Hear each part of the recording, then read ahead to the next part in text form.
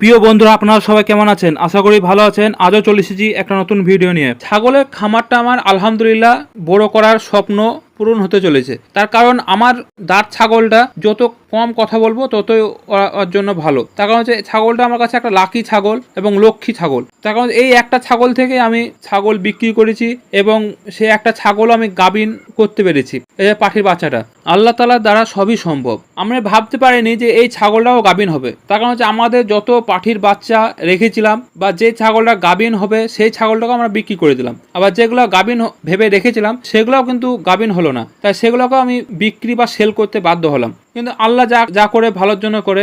আমি এই বাচ্চাটাকে কিন্তু বাড়ি থেকে রেখে দেওয়ার কথা ছিল, তো বাচ্চারা তো এখন পর্যন্ত বুঝতে পারছে গাভিন। দেখা যাক সামনে কি হয়, সেটাও আমি আপনাদেরকে দেখাবো। কিছুদিন আগে একটা ভিডিও ছেড়েছিলাম যে ছাগলের বাচ্চাটা আমার হারিয়ে গিয়েছিল। তো কিসের কারণে হারালো? তো ছাগলের বাচ্চাটা হিটে চলে এসেছিল, ওর জন্য ছাগলের বাচ্চাটা হারিয়ে গিয়েছিল। অনেক খোঁজাখুঁজি করার পর বাচ্চারা যখন পেলাম, তারপরে দিনও দেখছি একই অবস্থা। তাই না করে আমি ছাগলটাকে ব্রিড করে নিয়ে এলাম। সেই ভিডিও আমি আপনাদেরকে দিয়েছি। ছাগলটা যে এক চান্সে ব্রিড হবে এখন পর্যন্ত বুঝতে পারা যাচ্ছে না। তো 90% আমরা করছি শিওর যে গাভিন হয়ে গেছে। আর আমার দাঁতটা সম্বন্ধে যত কথা বলবো তত কমই হবে, কারণ এই একটা ছাগল থেকে আমি 9বার বাচ্চা পেয়েছি। এবার ওই বাচ্চাগুলো যদি আমার থাকতো তাহলে আজ আমার খামারটা এই 3 বছরের মধ্যে আমি খামারটা বড় সড়ো করে ফেলতাম। প্রথমে আমি 2টো বাচ্চা পেয়েছিলার, তারপরে 2টো পেয়েছিলাম, 4টে, তারপরে 3টে একবার পেলাম, তারপর আবার একবার 3টে পেলাম। তাহলে 4 আর 6 10টা হলো। একটা 3টে বাচ্চা নষ্ট হয়ে গেল। তারপরের বার ছাগলটাকে ব্রিড করে এনে তারপরে 4টে বাচ্চা হয়, তারপরে এই একটাই বাচ্চা হয়, সেটা পাঠি। যে সব ধরে 18টা বাচ্চা পেয়েছিলাম আমি 4 বছরের মধ্যে। তো যাই হোক, সেই 4 বছরের মধ্যেই যদি আমি এতই বাচ্চা যদি রাখতাম তো সেই খামারটা আলহামদুলিল্লাহ আমার কতটা বড় হতো সেটা আপনারাই ভাবেন। তো সেই খামারটাকে বড় করতে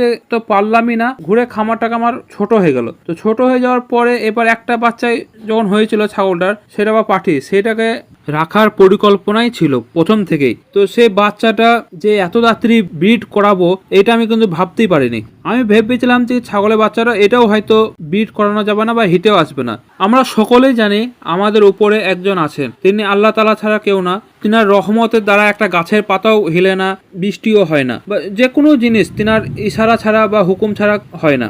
আমার এই ছাগলটা যে এত তাড়াতাড়ি ব্রিড করাতে পারবো এই 6 মাসের মধ্যে, এটা আমি ভাবতে পারিনি। আমি আজ থেকে না, আমি ছোট থেকেই আমরা দেখে আসছি যে ছাগল পালন, কিন্তু কোনোদিন আমি নিজের দাঁত থেকে আজ বাচ্চাকে গাভিন করাতে পারিনি। সেই বাচ্চাগুলো আমাকে সব বিক্রি করতে হয়েছে, কিন্তু সেগুলো সবই হিটে আসেনি বা ব্রিডও করাতে পারিনি। তার জন্য সেগুলো সব সেল করে দিয়েছি। এই জীবনে আমার প্রথম বা ফার্স্ট টাইম আমি আমার দাঁত ছাগল থেকে বাচ্চা নিয়ে সেই বাচ্চাকে ব্রিড করাতে পারলাম।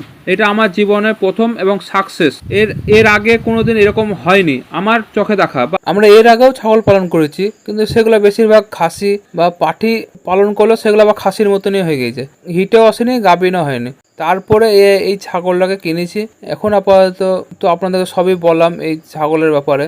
আলহামদুলিল্লাহ, যিনারা ভাবছেন ছাগলের খামার করব তারা অবশ্যই করতে পারেন। ছাগলের খামার করে যে সঠিক পরিকল্পনা, পরিচর্যা, নিয়ম মাফিক খাবার, দানাদার খাবার, নিয়ম মাফিক সবকিছু করতে পারেন তো ইনশাল্লাহ সফল হবেন। আমি অনেক কিছুই বললাম এই ভিডিওর মারফতে। তো যদি বা কোনো কথা ভুল হয়ে যায় তো আপনারা আমাকে কমেন্ট করে জানাবেন, সেটা আমি শুধরে নেওয়ার চেষ্টা করবো ইনশাল্লাহ। আর আজকের মতো এইটুকুই। সকলে ভালো থাকবেন, সুস্থ থাকবেন। আবার দেখা হবে পরবর্তী ভিডিওতে।